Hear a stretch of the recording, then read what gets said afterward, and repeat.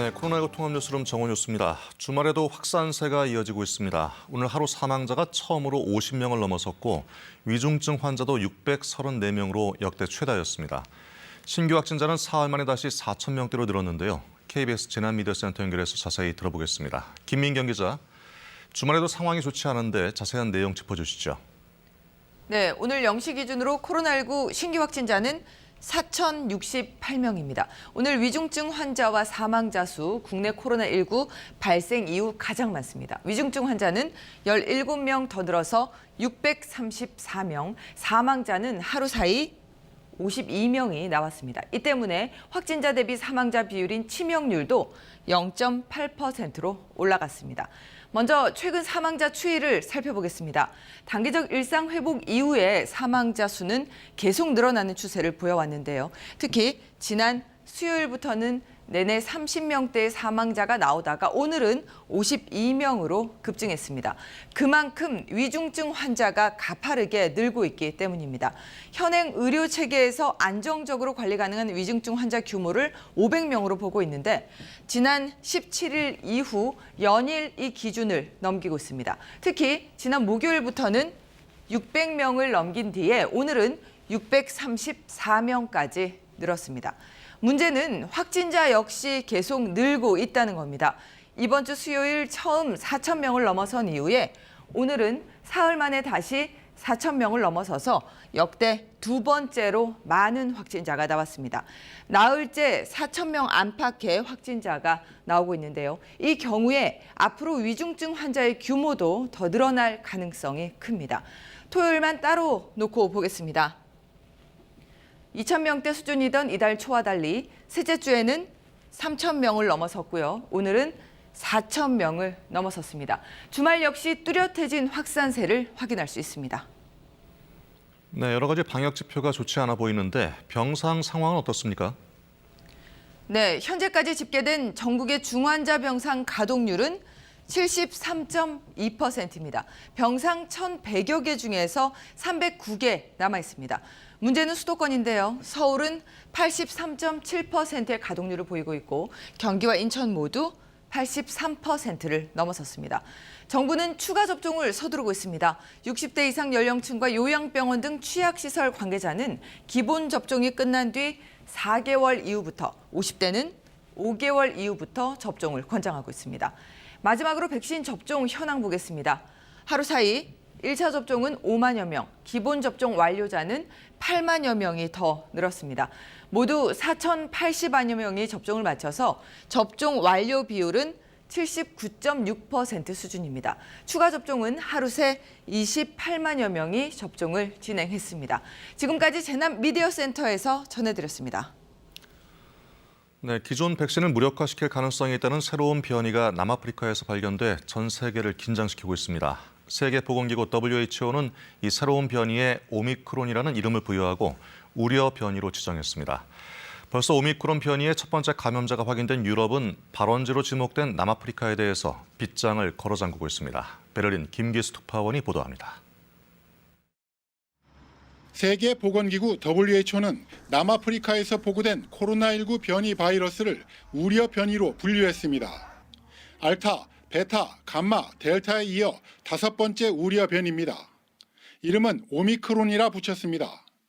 오미크론은 바이러스 표면에 있는 스파이크 단백질의 돌연 변이가 32개, 델타 변이가 16개라는 점에 비춰보면 더 위험하고 더 치명적일 수 있다는 우려가 나옵니다. 이에 대해 WHO는 오미크론이 다른 우려 변이와 비교해 재감염의 위험을 증가시키는 것으로 보인다고 밝혔습니다. 벌써 전 세계에서 감염자가 나오고 있습니다. 벨기에에서 유럽 최초의 오미크론 환자가 보고됐습니다. 4차 유행이 진행 중인 유럽은 비상이 걸렸습니다. 유럽연합 EU 회원국들은 남부 아프리카에서 오는 입국자를 일시적으로 제한하는 데 합의했습니다. They should be suspended until we have a clear understanding about the danger posed by this new variant. And travelers returning from this region should respect strict quarantine rules. 대상 국가는 남아공, 보츠와나 등 남부 아프리카 7개 나라입니다. 실제 적용 여부는 회원국이 결정하는데 이미 영국, 독일 등은 이 지역에 대한 항공편 중단 등을 발표했습니다. Getan. Unser Ziel muss sein, den Eintrag dieser Variante, soweit es geht, zu vermeiden. 한편 오미크론이 백신을 무력화시킬 수도 있다는 우려가 나오고 있는 가운데 WHO는 분석에 몇 주의 시간이 걸릴 것이라고 밝혔습니다. 베를린에서 KBS 뉴스 김규수입니다. 네, 새로운 변이가 또 등장했다는 공포감이 전 세계 주식시장을 강타했습니다. 유럽 주요국의 증시가 4% 안팎 폭락한 데 이어서 미국 뉴욕 증시는 올해 들어 최대 폭으로 급락했습니다. 바이든 미국 대통령은 남아프리카 여행객의 미국 입국을 제한하겠다고 밝혔습니다. 워싱턴 김양순 특파원의 보도입니다. 새 변이 오미크론의 확산 소식이 미국 증시를 뒤흔들었습니다. 다우존스 산업평균지수는 개장 직후부터 급락하더니 전장보다 900포인트, 2.53% 떨어져 지난해 10월 이후 최대 폭으로 하락했습니다. S&P 500 지수와 나스닥 종합지수 역시 2% 넘게 떨어져 미 증시 역사상 최악의 블랙 프라이데이를 기록했습니다. This new variant out of South Africa is clearly scaring a lot of them and is making investors fearful that the economic progress that much of the globe has made is now going to dissipate. 유럽에서도 주요국 증시가 4%까지 폭락하며 지난해 6월 이후 최대폭 하락을 기록했고 국제 유가도 하락세입니다. 바이든 미 대통령은 곧바로 남아프리카 공화국과 보츠와나 등 8개 국가로부터의 여행 제한 명령을 발표했습니다. 새 변이 오미크론의 기존 백신이나 치료제가 어느 정도 효과를 발휘할지, 전파력이 어느 정도인지 등 추가 정보를 파악하기 이전에 선제적인 조치를 취한 겁니다. Once you test it, you'll know for sure whether or not it does or does not evade the antibodies that we make, for example, against the virus through a vaccine or following convalescent after you get infected. 전 세계가 백신을 맞을 때까지 코로나 변이는 끝나지 않을 것이라며 바이든 미 대통령은 다음 주 세계무역기구 회의를 소집했습니다. 백신 지식재산권 포기를 둘러싼 논의에 속도를 내겠다는 겁니다. 워싱턴에서 KBS 뉴스 김양순입니다. 네, 코로나19 확산세를 막기 위해 방역을 어느 정도 선에서 강화해야 할지 정부의 고민이 깊어지고 있습니다. 방역 패스 유효 기간을 6개월로 두고 청소년에게도 확대 적용하는 방안 등이 논의됐지만 경기 위축을 우려하는 목소리가 맞서면서 결정이 미뤄졌습니다. 김도영 기자입니다. 정부는 방역 패스 대상과 적용 시설을 확대할 필요가 있다는 입장입니다. 접종 증명, 음성 확인제, 즉 이른바 방역 패스를 확대를 관계부처 간 신중하게 논의를 하고 있습니다. 방역 당국은 방역 패스의 유효 기간을 6개월로 설정하고 노래 연습장, 목욕장과 100인 이상 행사에는 18살 이하 청소년도 방역 패스를 적용하는 안을 검토하고 있습니다. 반면 자영업자와 소상공인 단체는 크게 반발했습니다. 방역을 강화하려면 손실 보상이 뒤따라야 한다고 요구했습니다. 사회적 분위기가 다시 지금 움츠러드는 게 아닌가. 특히 이제 청소년들이 주로 이용하는 여러 시설에 매출 타격이 우려되고 있으므로 신중한 접근이 필요하다 이렇게 보고 있습니다. 문재인 대통령은 복지부와 기재부, 교육부 등 관계부처를 모두 소집해 다음 주 월요일 특별 방역 점검 회의를 주재합니다. 이 자리에서 최종 결론을 내린 뒤 강화된 방역 대책이 발표될 예정입니다. 의료 여력이 한계에 다다른 만큼 더 이상 시간을 끌 수 없다는 겁니다. 수도권 중환자 병상은 85% 가까이 차 있습니다. 병상 대기자는 하루 만에 370명이 급증해 1,300명을 넘어섰습니다. 정부는 개장 예정인 호텔 등을 활용해 생활치료센터를 더 확보하기로 했습니다. 700명 정도가 생활치료센터 대상자들이 됩니다. 지금 신규로 저희가 2,000병상을 생활치료센터를 확충할 계획으로 있습니다. 한편 김부겸 총리는 백신 미접종자나 병상 이동 거부자의 경우 치료비 일부를 부담하게 하는 방안도 검토할 수 있다고 밝혔습니다. KBS 뉴스 김도영입니다. 네, 오늘 오전에 전두환 씨의 발인식이 진행됐습니다. 전두환 씨 부인 이순자 씨는 이 자리에서 남편의 재임 중 고통받으신 분들께 남편을 대신해 사죄드리고 싶다고 밝혔습니다. 허효진 기자입니다. 오늘 아침 전두환 씨의 발인식이 서울 신촌 세브란스 병원 장례식장에서 진행됐습니다. 발인식에는 유족들과 종교인 일부 50 인사들이 참석했습니다. 전 씨의 생전 양력 소개와 추도사, 유족들의 헌화와 인사로 약 40분간 치러졌습니다. 유족 대표로 나온 전 씨 부인 이순자 씨는 이 자리에서 남편을 대신해 사죄하고 싶다고 밝혔습니다. 남편의 재임 중 고통을 받고 상처를 입으신 분들께 남편을 대신해 깊이 사죄를 드리고 싶습니다. 장례가 마무리되는 오늘에서야 사과의 뜻을 밝혔지만 5.18 민주화 운동에 대해선 직접적으로 언급하지 않았습니다. 이 씨는 전 씨의 생전 발언도 전했습니다. 돌이켜보니 남편이 공직에서 물러나신 후 저희는 참으로 많은 일을 겪었습니다. 그럴 때마다 남편은 모든 것이 자신의 불찰이고 부득의 소치라고 말씀하시곤 하셨습니다. 이 씨는 전 씨가 무덤을 만들지 말고 화장해서 북녘땅이 보이는 곳에 뿌려달라고 했다고 말했습니다. 발인식이 끝난 뒤 고인의 운구 차량은 서울 추모공원으로 향했고 시신은 화장됐습니다. 이후에는 연희동 자택으로 옮겨져 장지가 정해질 때까지 임시로 안치될 예정입니다.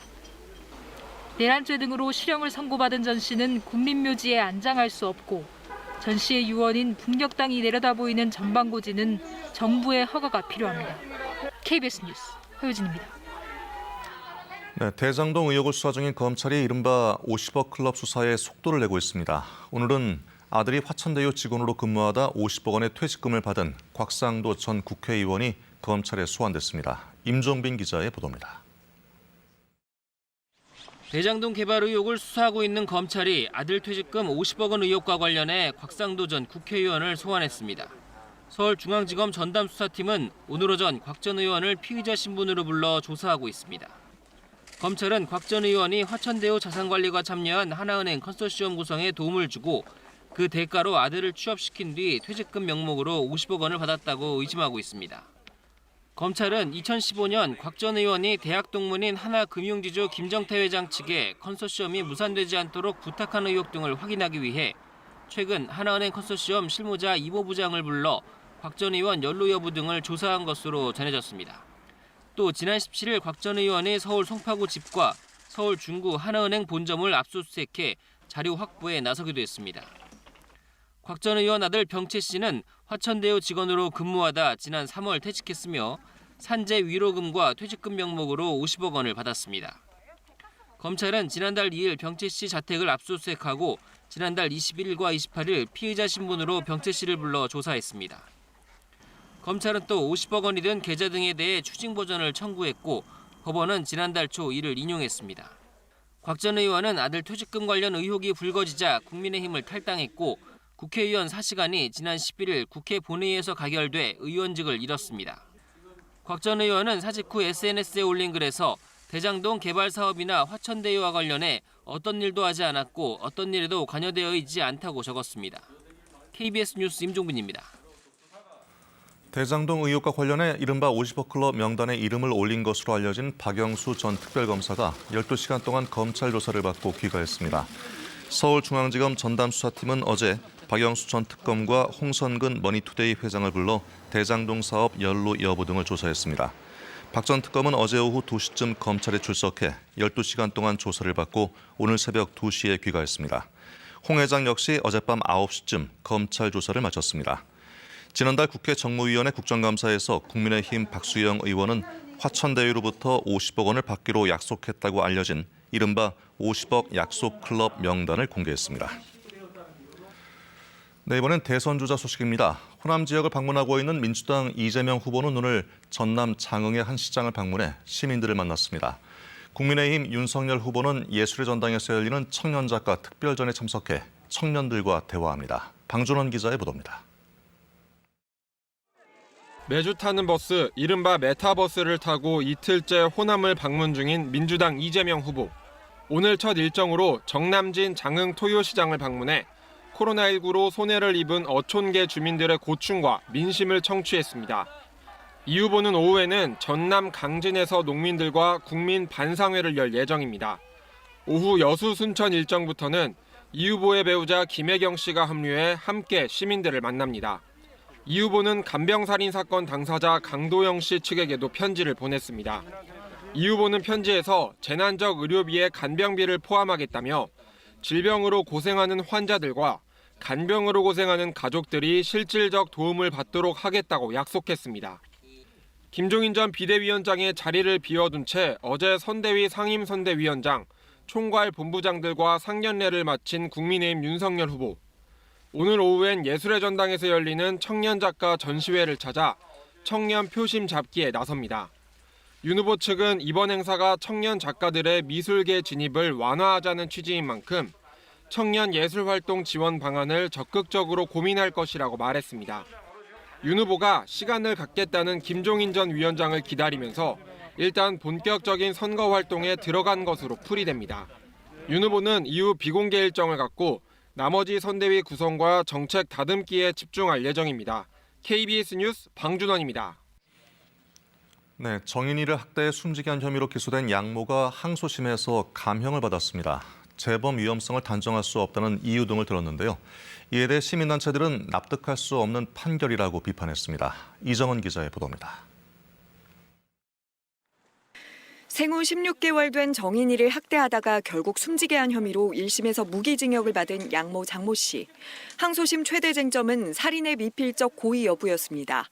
장 씨가 정인이가 숨질 수 있다는 걸 알면서도 학대했냐는 겁니다. 항소심은 1심과 마찬가지로 이를 인정했습니다.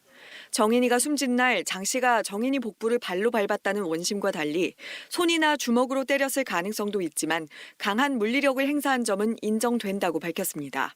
하지만 형량은 징역 35년으로 줄였습니다.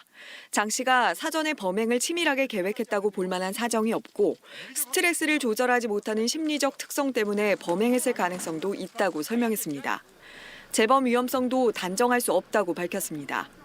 재판부는 사회적 공분은 공감한다면서도 이를 양형에 투영하는 건 신중하게 검토해야 하고 아동학대 범죄를 막기 위해선 경찰과 아동보호 전문기관의 전문화 등 사회적 노력도 병행돼야 한다고 덧붙였습니다. 선고 직후 일부 방청객은 고성을 지르며 판결에 불만을 나타냈습니다. 양모에 대한 엄벌을 촉구했던 시민단체들도 납득할 수 없다고 비판했습니다. 아동학대 근절에 대한 법원의 의지가 의심스럽다고도 했습니다. 개인의 잘못된 행동을 모든 사회적 책임으로 돌린다고 한다면 엄벌할 사람이 어디 있습니까? 이건 말이 안 되는, 이건 오로지 감형을 위한 주장이라고 생각합니다. 한편 법원은 장 씨와 함께 기소된 양부 안모 씨에 대해선 정서적 학대 혐의는 무죄로 봤지만 학대를 방조한 혐의를 유죄로 인정해 1심과 같이 징역 5년을 선고했습니다. KBS 뉴스 이정은입니다. 주말에 오늘 전국이 맑고 일교차가 크게 벌어지겠습니다. 오늘도 아침에는 서울이 영하 1.4도 등 내륙과 산지 영하로 떨어져 평년보다 추웠는데요. 하지만 한낮에는 이보다 10도에서 15도 정도 기온이 껑충 오르겠습니다. 특히 일요일인 내일은 일교차가 15도 이상 극심하기 때문에 대비 잘 하셔야겠습니다. 다음 주에는 화요일과 수요일 사이 전국 곳곳에 비나 눈 소식이 있습니다. 이후에 본격적인 겨울 추위가 시작되겠습니다. 현재 강원 영동과 경상도 해안 지역에 건조 경보와 주의보가 발효 중입니다. 오늘도 건조특보 지역에는 바람이 약간 강하게 불겠습니다. 낮 최고 기온은 서울과 청주가 9도, 부산이 14도로 어제와 비슷하겠습니다. 현재 동해 먼바다에는 풍랑주의보가 발효 중입니다. 날씨 전해드렸습니다. 네, 코로나19 통합 뉴스를 마치겠습니다. 고맙습니다.